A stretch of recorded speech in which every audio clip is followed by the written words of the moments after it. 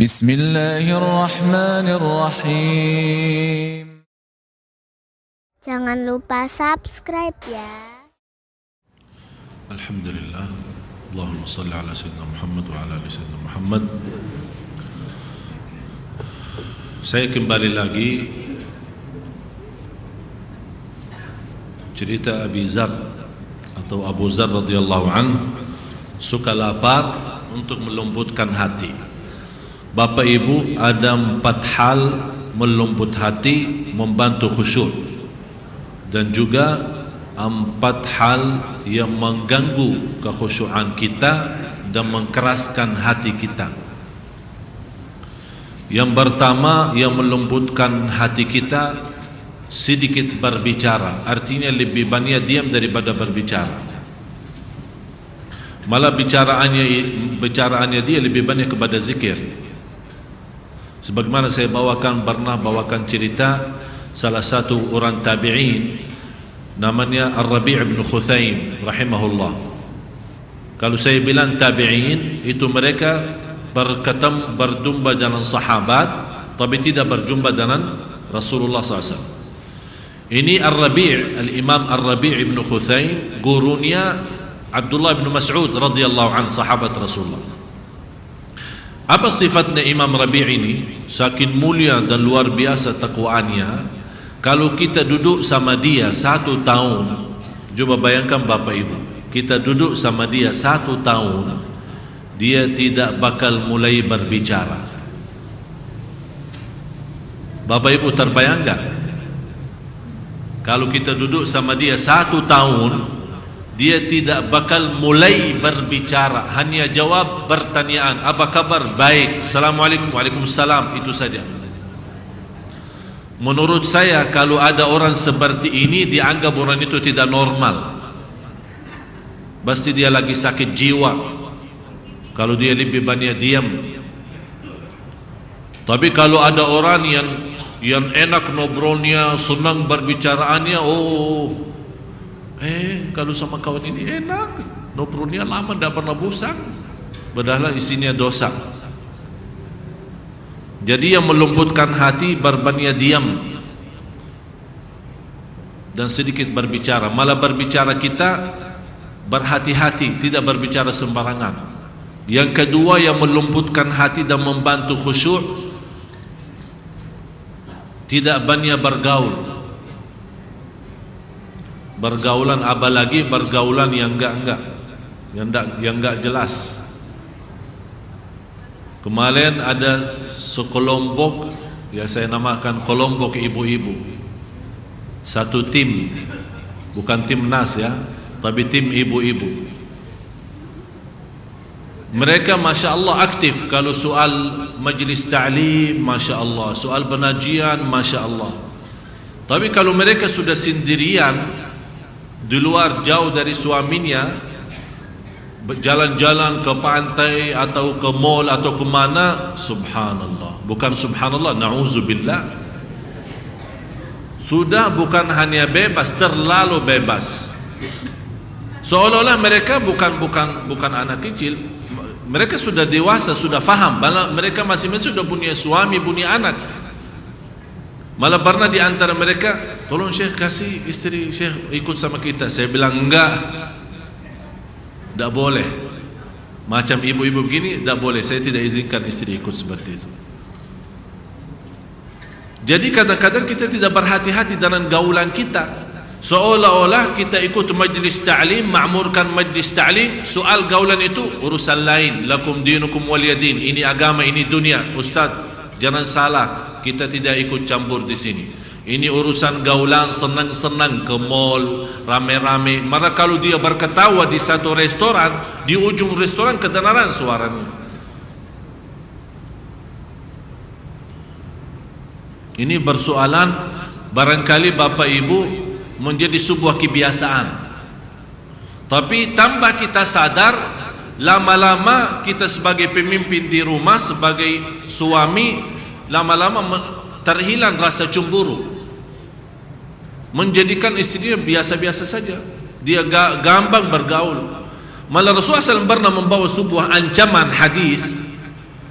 Ada seorang, ya Rasulullah, bagaimana kalau ada orang sebagai ponakan keluarga, hamu itu ponakan, tapi bukan muhrim kan? Apakah dia boleh masuk dalam rumah kita ya Rasulullah? Karena di dalam rumah kita ada anak kita yang sudah besar, terus dia datang tiba-tiba masuk gaul. Apakah boleh secara bebas? Kata Rasulullah SAW, tidak boleh. Alhamu al-maut, lebih baik masuk kematian daripada bertemu dengan orang yang bukan muhrim. Tapi karena kita sudah terbiasa, malah kita punya anak dibiarkan. Alasannya apa? Oh, ini ponakannya saja, ponakan katanya. Dia gaul bebas, pergi makan sama-sama di restoran sama-sama, malah dijemput antar kemana-mana secara bebas. Dan hal ini yang membuat kita lama-lama tambah sadar susah mengkontrol anak kita sendiri. Jadi yang membantu khusyuk dan melembutkan kalbu kita adalah sedikit bergaul. Apalagi bergaul sama orang yang tidak menambah iman kita, malah justru merusak iman kita. Seperti orang begitu kita keluar dari majlis ta'lim, ayo kita jalan. Maaf, saya baru habis pengajian, saya tidak mau ke tempat maksiat. Aduh lah, sudahlah, sebentar aja dong. Astagfirullah. Jadi seolah-olah kemaksiatan itu menjadi sebuah kebiasaan. Akhirnya kita tidak bisa membedakan mana maksiat, mana tidak. Dan ingatlah, keberatan taat, kadang-kadang kalau bertaat kan ada sedikit keberatan kan, agak lemas, tapi kalau kita bermujahadah diri, maksa diri untuk bertaat, kecapian dan keberatan dalam taat itu sebentar, begitu kita dalam proses taat hilang. Tapi tetap pahalanya disimpan, diberikan oleh Allah. Tapi lezatnya maksiat, saat kita bermaksiat juga, begitu kita bermaksiat, kehilangan rasa lezat dan syahwat. Malah begitu kita selesai dosa dan maksiat, merasa diri sudah kecil. Begitu selesai maksiat dan dosa. Tapi walaupun kehilangan lezat maksiat kita, tapi dosanya masih tersimpan, masih dicatat oleh Allah. Berhati-hati. Jadi yang pertama membantu khusyuk dan melembutkan hati kita adalah berbanyak diam. Yang kedua adalah sedikit bergaul, atau bergaul sama orang saleh yang kita rasa orang saleh ini akan menambah iman saya, akan menambah ilmu. Yang ketiga, sedikit tidur, apalagi malam hari. Dan sebaik-baik, kata Rasulullah, sebaik-baik salat adalah salat Nabi Daud. Sebaik-baik salat adalah salat Nabi Daud. Bagaimana salat Nabi Daud? Habis Isya dia tidur separuh malam. Misal kalau malam hari 8 jam kurang lebih, ya kita hitungkan 8 jam, dia tidur 4 jam. Kemudian bangun, salat malam 2 jam, kemudian tidur lagi 2 jam yang tersisa. Begitu cara salat Nabi Daud. Dan sebaik-baik puasa Nabi Daud, Bapak Ibu sudah ngerti puasa Nabi Daud. Misal puasa Sabtu, hari Minggu tidak, puasa hari Senin dan seterusnya. Jadi sedikit tidur, yang terakhir adalah sedikit makan. Bapak Ibu kadang-kadang saking enak, saya aja salah kadang-kadang, apalagi kalau saat kita enak makan, ya, apalagi ibu-ibu yang suka kirimkan ke saya makanan Padang, dan mereka tahu kesukaan saya, dan itu ujian dari Allah. Jadi mohon maaf sekali lagi, jangan kirimin makan lagi, ya. Jadi kadang-kadang saking enak makan, benar Bapak Ibu, saya terus makan sampai sudah nafas tidak mampu bernafas lagi. Saking enaknya. Kalau memang saya punya 2 perut, boleh saya isi dua-duanya. Saking enaknya makan. Tapi subhanallah, tanpa kita sadar, tidur kita saja sudah berat. Malah kadang-kadang kita mau berzikir sebelum tidur sudah malas.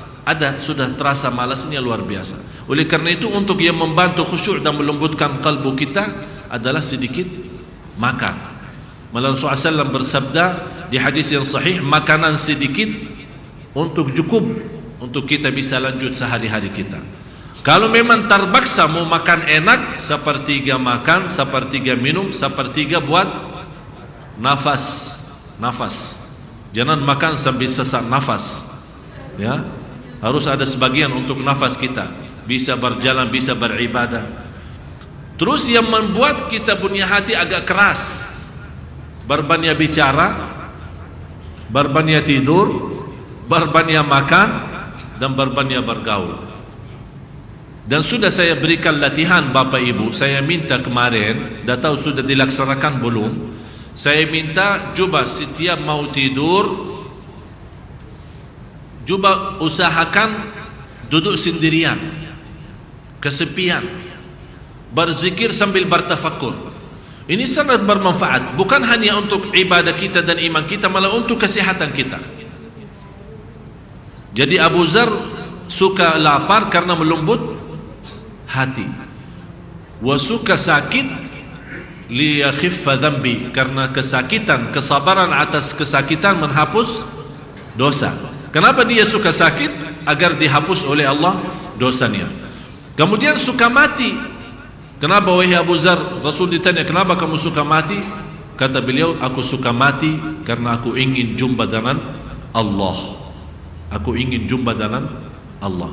Sekarang pertanyaan saya, dengan ayat ini, setiap jiwa bernyawa akan merasakan mati. Kira-kira kalau kita terpilih untuk mati, apakah sanggup? Ini sekarang Abu Dzar berkata, aku suka mati karena aku ingin jumpa dengan Allah. Sekarang pertanyaan saya, apakah kita ingin jumpa dengan Allah atau malu jumpa dengan Allah? Hah? Ingin. Betul. Berarti siap.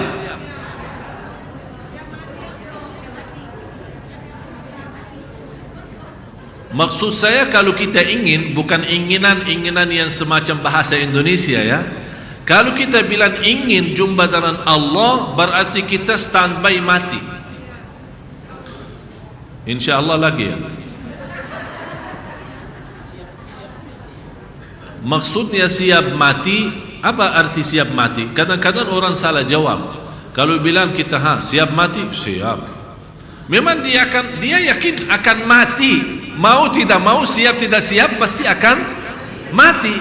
Maksudnya siap mati, berlaku kita, membuat kita tidak malu.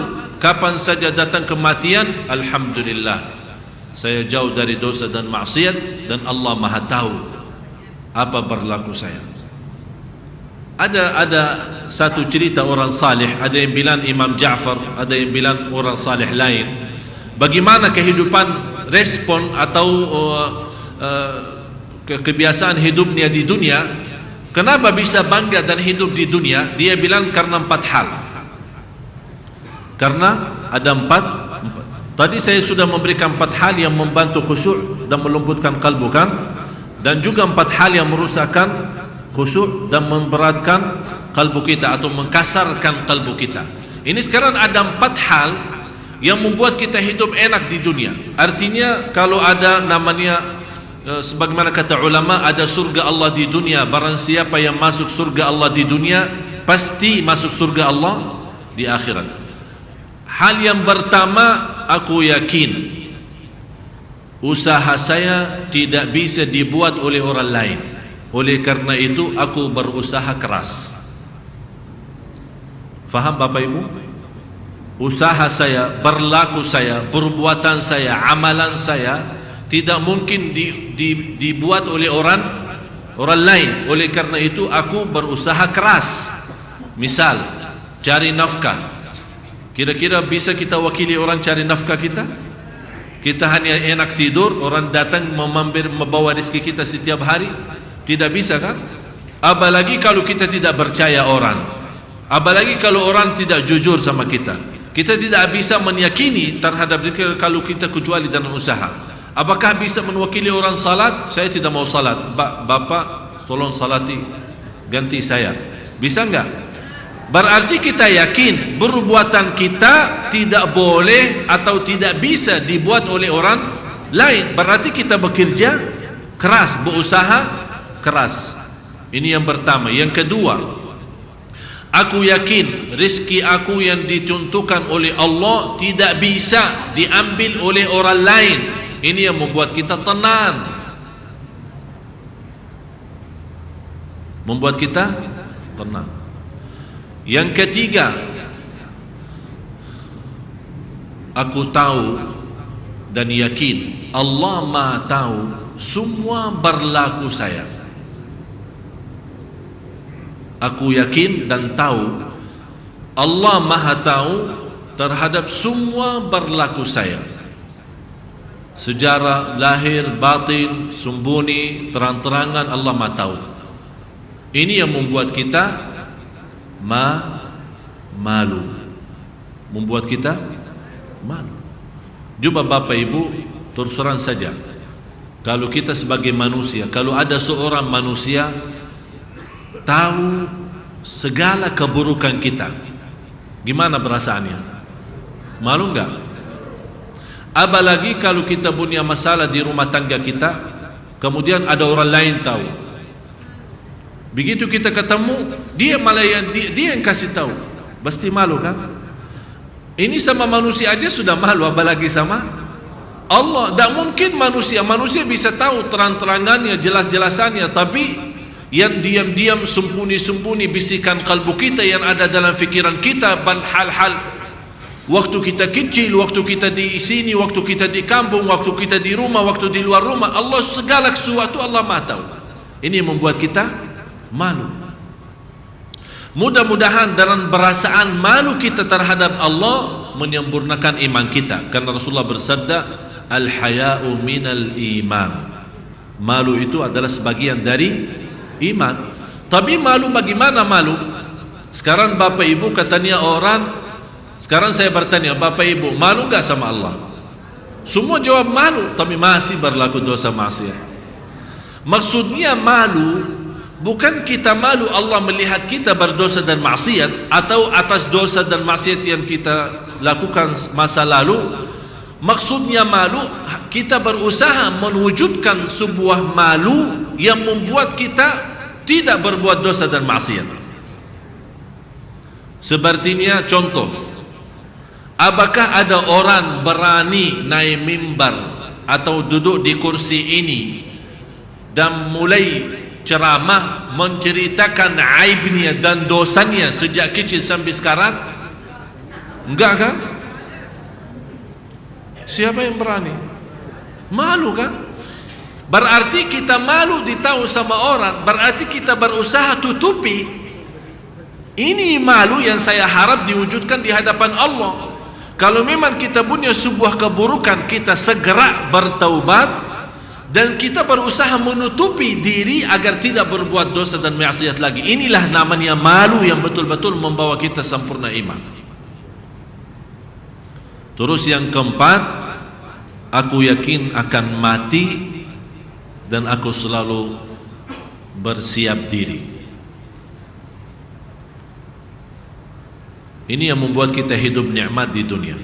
Saya ulang lagi. Yang pertama apa?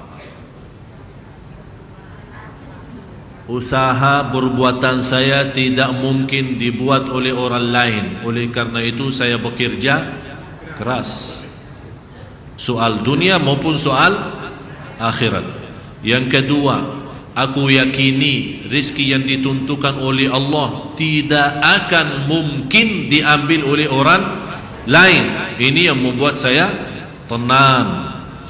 Segala berlaku saya, aku yakin Allah Maha tahu segalanya. Aku malu, dan malu itu mudah-mudahan membawa kita sempurna iman. Yang terakhir adalah aku yakin akan mati dan saya berusaha dan sibuk bersiap-siap untuk menghadapi kematian. Apa itu kabar gembira? Bagi kita kalau ada kabar gembira di dunia, membuat kita bangga dan senang, betul? suami istri yang sudah lama nikah belum punya anak. Allah subhanahu wa ta'ala mengkaruniai mereka anak, tiba-tiba istrinya hamil. Bagaimana berita bagi dia? Luar biasa. Ada orang yang sudah lama menikah dan istrinya hamil. Begitu dia bangga terhadap kehamilan istrinya, terus tiba-tiba melahirkan anak dalam keadaan cacat. Kira-kira ini sekarang ada dua berita. Bangga karena hamil, terus tidak lama lagi sedih karena anaknya lagi cacat. Berarti sebenarnya menurut saya, segala kebaikan, segala berita baik, pasti ada berita yang menghanguskan, yang mengganggu berita baik itu. Dan sebaliknya, kalau ada berita buruk, pasti ada satu saat akan Allah dengan berita baik yang akan datang menghanguskan dan mengangkat berita buruk. Berarti berita yang sebenarnya baik adalah ayat ini. Sebagaimana firman Allah di selanjutnya, pada hari kiamat. Mana ibu yang baca tadi? Hah?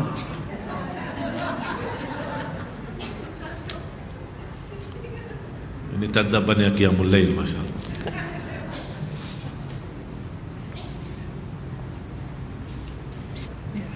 Bismillahirrahmanirrahim. Tiap-tiap yang berjiwa akan merasakan mati, dan sesungguhnya pada hari kiamat sajalah disempurnakan pahalamu. Stop sini. Pada hari kiamat akan disempurnakan pahalamu. Sesuai dengan ayat ini, saya harap Bapak Ibu di ayat surah 21 ayat 47. Saya harap untuk malam ini khususnya jadikan bahan pelajaran untuk kita sendiri, bahan berfikir, bahan untuk menhayati, untuk mensadarkan diri. Bisa 21:47. Coba baca. Bismillahirrahmanirrahim. Kami akan memasang timbangan yang tepat pada hari kiamat, maka tiadalah dirugikan seseorang barang sedikit pun. Dan jika amalan itu hanya seberat biji sawi pun, pasti kami mendatangkan pahalanya. Dan cukuplah kami sebagai pembuat perhitungan. Ini ayat ini tidak beda jauh dengan faman ya'mal mithqala dzarratin khairan wa man ya'mal mithqala dzarratin syarran. Bapak Ibu, saya mau bertanya sejujurnya, kapan saatnya kita sadar? Kapan saatnya kita kembali? Kapan saatnya kita benar-benar bertaubat? Kapan saatnya kalau kita salat malam betul-betul terasa keindahan luar biasa? Kapan saatnya kalau kita keluar dari masjid, begitu mengambil pelajaran ilmu, kita membawa iman sempurna yang memimpin kita sampai menuju ke rumah, dan besoknya malah kehidupan kita lebih indah dan lebih bagus, lebih teratur. Kapan saatnya kita betul-betul memiliki rumah tangga sakinah mawaddah rahmah? Kapan saatnya kita memiliki keturunan anak salih salihah? Kapan saatnya kita menghabiskan banyak waktu untuk membaca kitabullah? Kapan saatnya kita siang hari walaupun di musim panas kita berusaha berpuasa? Kapan saatnya walaupun kita capek malam hari kita mengutamakan salat malam dan bercurhat, bermunajat kepada Allah Subhanahu wa taala, tumbahkan segala persoalan permasalahan kita walaupun orang lain mencaci maki kita. Kapan saatnya kita betul-betul ingat segala sesuatu yang kita miliki adalah milik Allah, harta kita, rizki kita semuanya titipan Allah Subhanahu wa taala. Kapan kira-kira Bapak Ibu? Ini semua ayat-ayat Al-Quran. Salah satunya juga di sini, sebagaimana Allah Subhanahu wa taala berfirman, kabar gembira yang sebenarnya, faman zuhziha 'anil nari wa udkhilal jannata faqad faz. Tolong Ibu. Lanjut ayat itu yang tadi 185.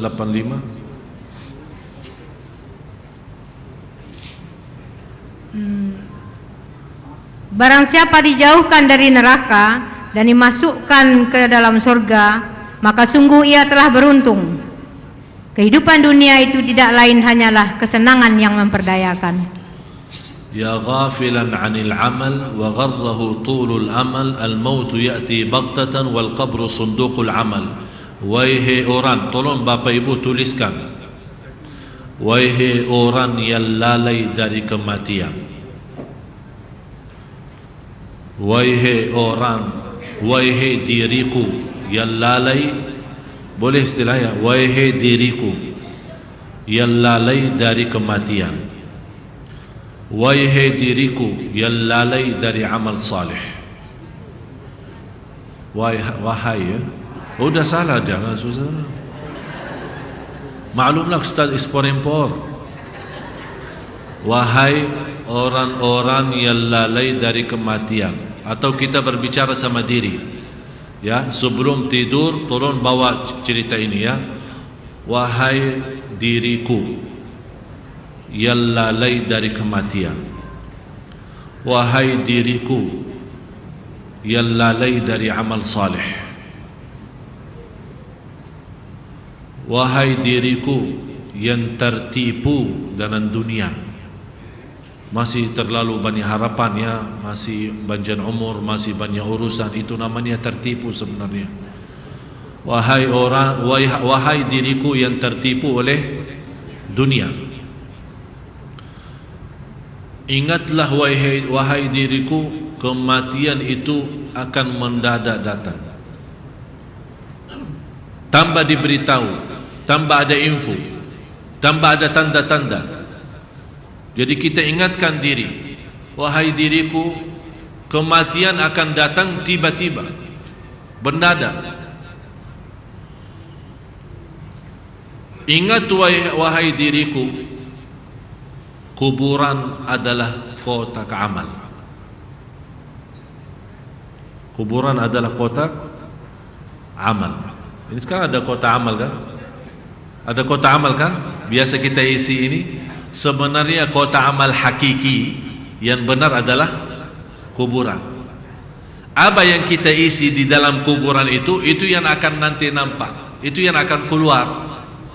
Jadi Bapak Ibu kalau baca Al-Quran sebenarnya lagi isi kotak amal, lagi bersedekah walaupun kotak Sunda Kelapa, tapi sebenarnya kita isi kotak kuburan. Karena dia bentuknya kan kotak kan, berarti sebenarnya kuburan itu kotak amal kita yang benarnya. Oleh karena itu Bapak Ibu, saat kita bersedekah, saat kita beramal salih, ingatlah harus kita berusaha ikhlas, karena kuburan itu tambat kita ketemu amal salih kita. Bukan hanya di akhirat, nanti di akhirat Bapak Ibu pasti lebih mulia. Jadi kita ingat, dunia ini Bapak Ibu jangan harap balasan dari Allah. Orang berbuat amal salih, Allah melipat ganda 10 kali lipat kan? Sekarang karena orang-orang lagi susah, katanya suruh bersedekah, akan Allah ganti 10 kali lipat. Dia sekarang berfikir kalau bersedekah 100.000 akan Allah ganti 1 juta.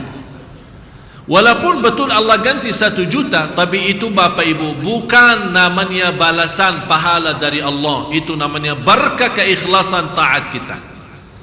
Pahalanya kapan? Kapan dibalas? Nanti.